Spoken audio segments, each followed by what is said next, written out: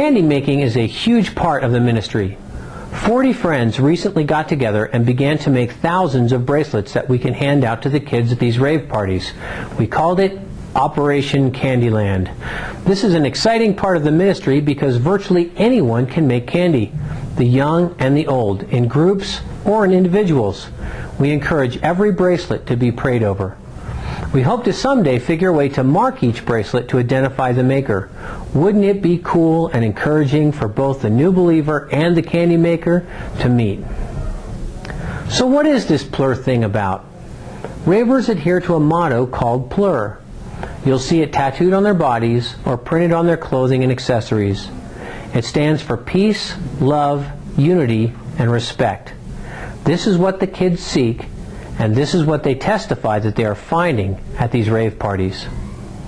You see, when they are on ecstasy, they love everybody. Satan's lie here is so obvious.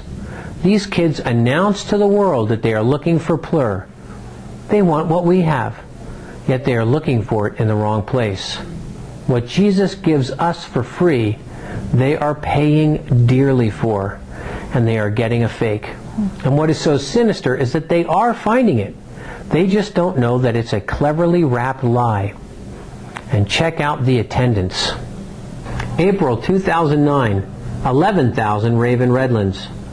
Every Friday, up to 1,500 rave in San Bernardino, and every Saturday up to another 1,500 rave in San Bernardino. In September 2009, 40,000 kids raved in San Bernardino. And on Halloween of 2009, 65,000 kids raved in Los Angeles. The numbers are huge for two reasons. First, these kids are hurting and they're looking for answers. And secondly, adults are making a whole lot of money off of them.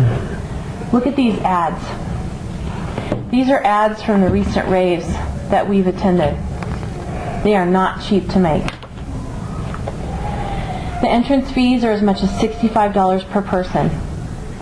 Then they confiscate the kids' personal items and drug paraphernalia before they're allowed into the party. I've been to a lot of raves, and I've seen this over and over again. I've never once seen them confiscate the drugs. But they take the things that the kids need to go along with the drugs. When kids are doing ecstasy, they have to have water. Ecstasy dehydrates them. So before they go into the parties, the kids lose their water bottles, their pacifiers, their Vicks, and then once they get into the party, there are booths that are set around the dance floor. And there you can buy pacifiers and water and Vicks, but at exorbitant prices. I've seen pacifiers sold for $10 each and water bottles for $5. Because our website is not yet complete due to lack of funds, we're not handing out the bracelets just yet. For now, I go in with a small team of women. Because of the sexual nature of these parties, we ask the men to stay at a separate location to pray and worship and be ready to pick us up, either when we're finished or if a problem happens to arise. We're usually able to talk to a few kids, and we're usually welcomed there by the ravers. We're sort of looked on as a novelty. We pass out cards with our Facebook address on them. In this way, we've not only been able to test the size of potential response, which has been amazing, but we've also collected hundreds of fans and will alert them when the website is completed. Over and over, we on the outreach team have found that all we have to do is tell one of these precious, precious kids that they were created by a God who loves them and that they are valuable, and these kids will just melt. I went to a rave one time that had very inexpensive entrance fees. And when they have these low rates to get in, like between $5 and $15, it attracts a totally different crowd. It attracts sort of a gang type crowd. God sort of nudged me to talk to this one really tough looking kid. And I argued with God a bit because he just looked really scary. But I went over to him, and his name was Christopher. And after just saying a few words of love to this boy, he was crying.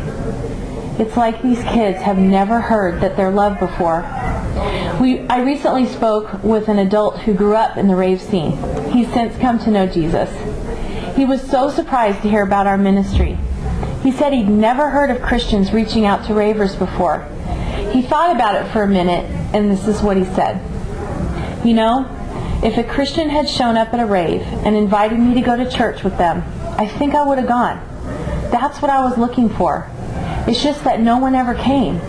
And we kind of had the idea that this was our life, and Christians had theirs, and we just didn't mix. Now I know you just read that with me, but did you hear what he said? Did you hear it? They never came.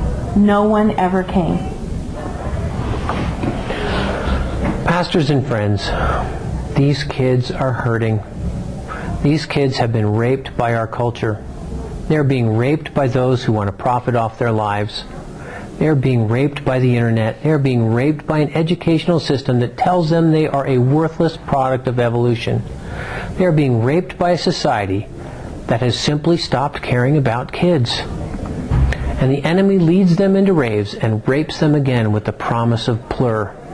His intentions are clear: to ruin lives and to drag them to hell. And thousands of them are following him every weekend with pacifiers in their mouths and cute little cartoon backpacks. Here's where we could use your help. Thank you so much for watching this DVD. If God has used this to touch your heart and He is leading you to intervene, then email or call us today. If not, then we humbly ask for your prayers. This is a spiritual battle. God bless you.